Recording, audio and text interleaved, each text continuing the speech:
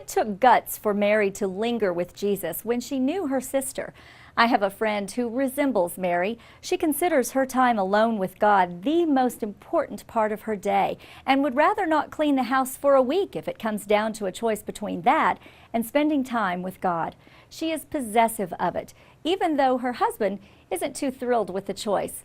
For my friend, what God thinks of her is more important than what her husband thinks of her time management. And so it was with Mary.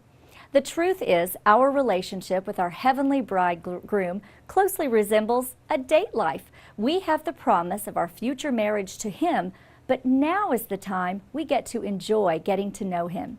To be honest, it wouldn't have made me happy for my fiancé to propose marriage, yet every time I wanted to spend time with him to get to know him better, he said, we'll have plenty of time for that later when we get married.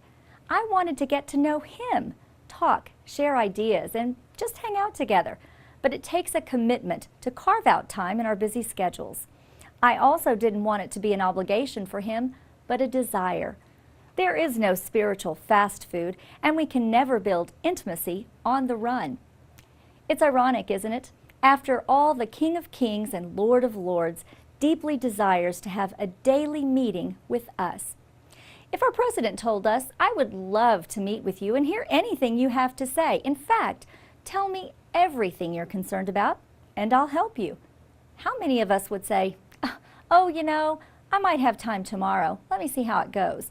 Or after missing the appointment, casually mention, I'm so sorry. I needed the extra sleep this morning and really needed to check my email before I could justify spending time with you. I just am going to be able to squeeze you into my schedule, not going to be able to squeeze you into my schedule today. Sounds silly, doesn't it?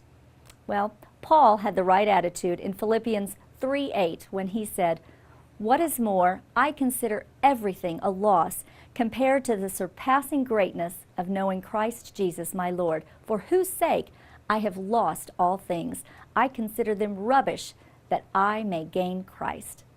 We have lots of good and noble things built into our schedules, and so did Jesus, but he consistently slipped away from the disciples, leaving them wondering where he was. He prioritized the time with his Father, and if he needed the spiritual encouragement and direction in his holy life, how much more do we?